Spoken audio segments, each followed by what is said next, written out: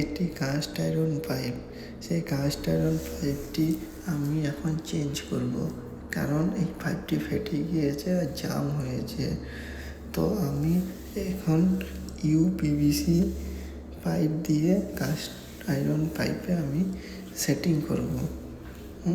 তো আমি এখন একটি সকেট বানাচ্ছি, কারণ আমার কাছে সকেটটি নেই, তার জন্য আমি সকেট বানাচ্ছি। এটা দিয়ে সকেট বানিয়ে আমি এখানে সুন্দর করে ফিটিং করব এই জায়গাটাতে। তো দেখুন,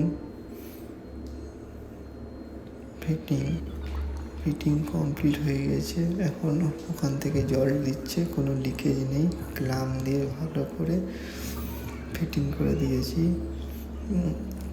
কোনো লিকেজ টিকেজ এখন নেই। জল ঢালা হচ্ছে। যদি কাজটি ভালো লাগে তো লাইক করবেন।